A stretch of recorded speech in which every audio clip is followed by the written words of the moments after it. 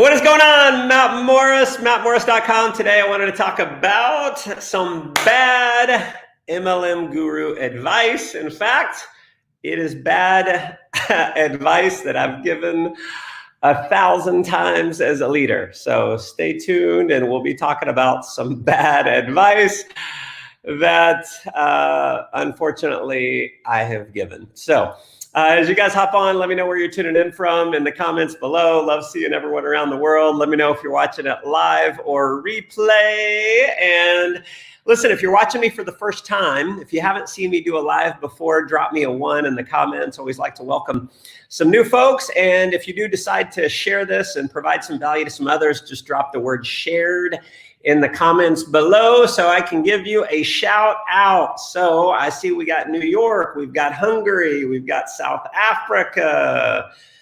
Let's see, Denmark. People from all over the world are popping on. Colorado, Estonia, Tunnel. Good to see you, my brother. Let's see, we've got, I can't read that one. Coming in fast here. Tampa, Florida, Colorado Springs, Romania, Portugal.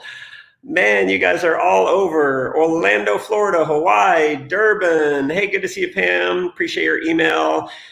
The other day on the George Floyd message that I sent out, we got, let's see, God, it's coming in fast here.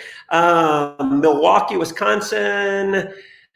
Grizzline Canamu, I'm sure I butchered your name. Thank you for the share. I appreciate that. Antigua, beautiful place. Of all the Caribbean islands that I've flown into, I remember thinking, man, it is so beautiful there, and everything just really immaculate. So see Portugal, Singapore, Honduras, Virginia, Kenya, Nairobi, all over. Winston, thank you for the share. I appreciate that. And I've got Farmington, New Mexico, Marissa.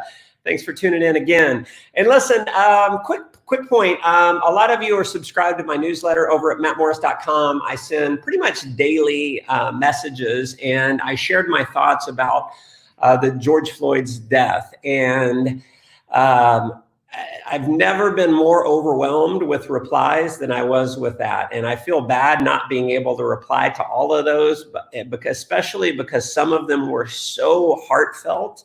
I mean, literally some of the emails coming back were, paragraphs of information. And it just, between that and Facebook and everything else, it becomes impossible because my email goes out to thousands and thousands of people, tens of thousands of people, right? And so it's just impossible to respond to everyone when you have hundreds of messages coming back. But I want you guys to know, if you're on my list, I appreciate you, and I appreciate the comments. Really meant a lot, and it was enlightening.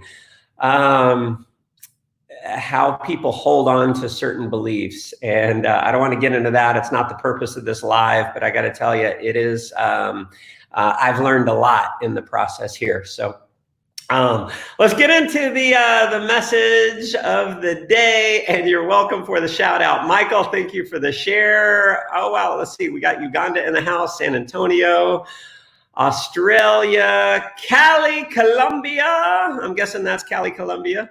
Another Portugal, lots of Portugal in the house today. So listen, appreciate you guys. Love you for being on. So here's the bad advice. This is what I was told my first month coming into network marketing was, if you treat your business like a hobby, you get paid like a hobby. If you treat your business like a business, you get paid like a business. And it sounded good, so I started parroting that advice. And unfortunately, it's not the greatest advice. Here's the challenge. When you have your own business in network marketing, it gives you total freedom, right? So you got the freedom to work whenever you want, wake up whenever you want, take breaks whenever you want. If you want to go out to eat and do a 3-hour lunch, you do a 3-hour lunch, right? And that freedom to work whenever you want is kind of the challenge. For over 90% of networkers, what that means is you work an hour or two and you'll do it when you get around to it. So this freedom, again, is why 90% of people fail. Part of my mission here, why I serve the network marketing community, is because I want to see that number raise. I want people to become professionals in our profession. And I will just tell you, I did not become a full-time leader because I treated my business like a business with a ton of freedom. I didn't treat it like let me rephrase that. I'll correct myself on the go here. For my first 5 years or so, first 4 or 5 years, I treated my business like a business.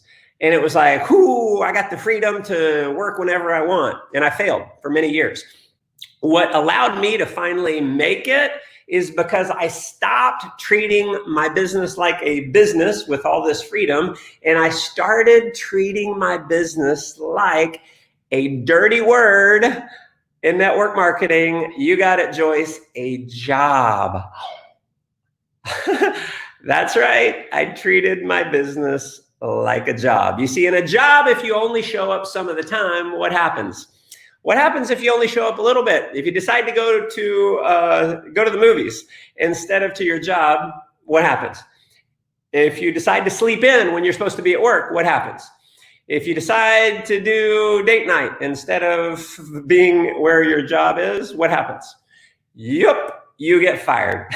See, the reason why people fail in network marketing is because they can't get fired. If people could get fired, they'd probably have a lot more success. Okay. So if you have a job and you know you'll get fired if you don't show up, what happens?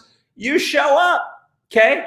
Because if you don't do the work, you don't have a job. And it's very similar in network marketing. If you don't show up and if you don't do the work, what happens? You don't really have a business. And see, here's the thing.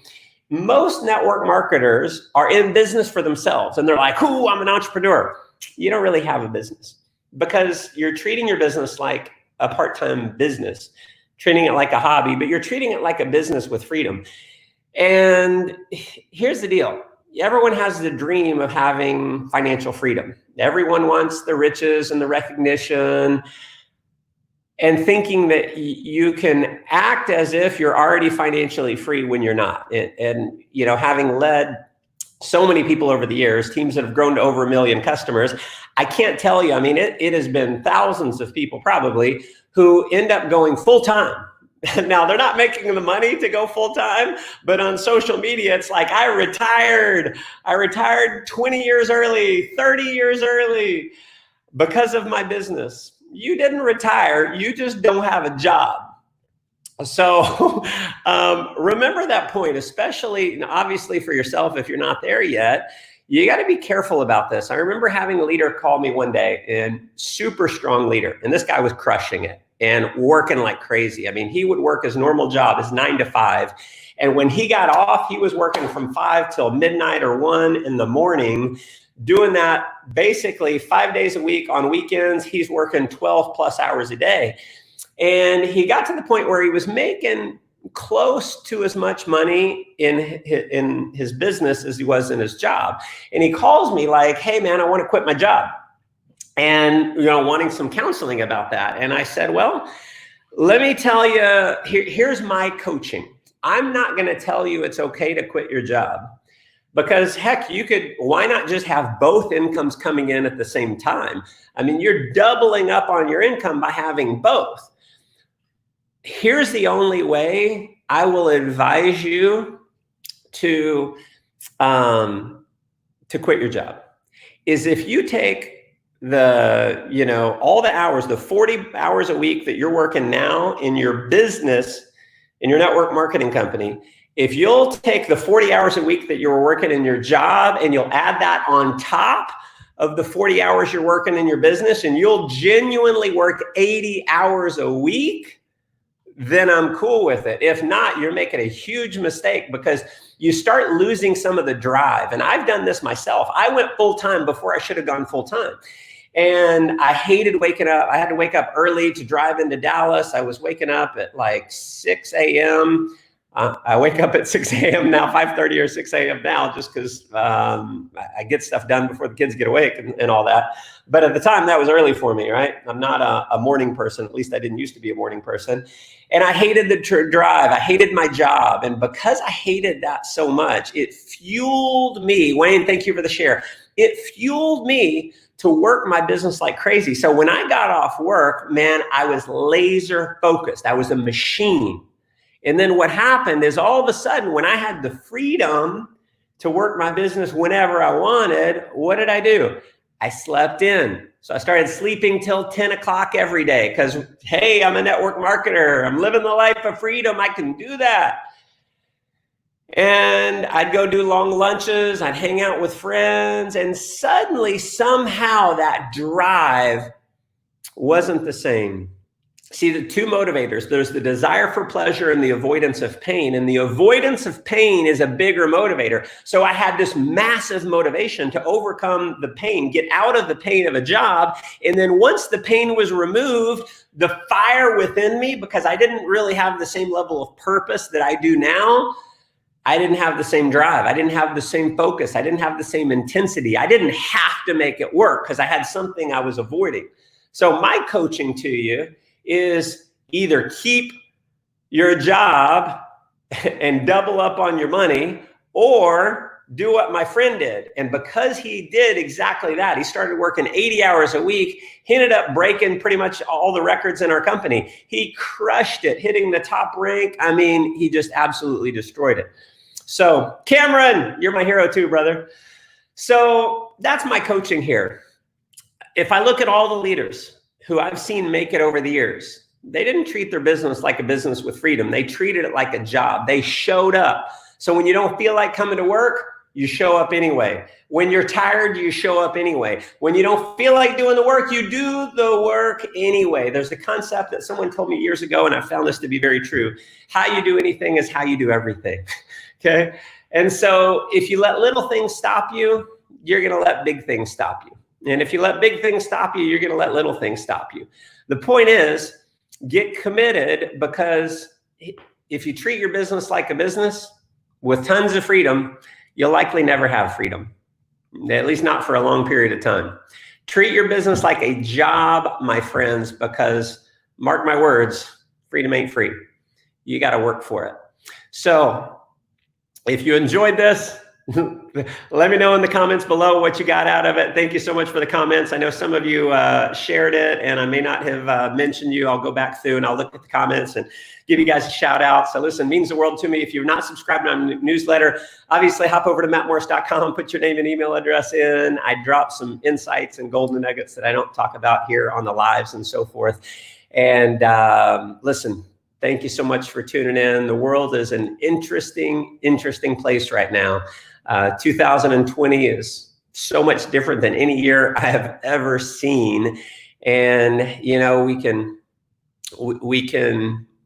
either complain. I see a lot of people complaining about 2020, and there may be plenty to complain about, but I think there is a valuable lesson in everything. And if we can somehow stand on the belief that everything happens for a reason, rather than letting the craziness of the world bring us down, we can take some valuable learning lessons to actually make the world a better place. So love you guys. Thanks so much for tuning in. Let's go make life an adventure. Take care.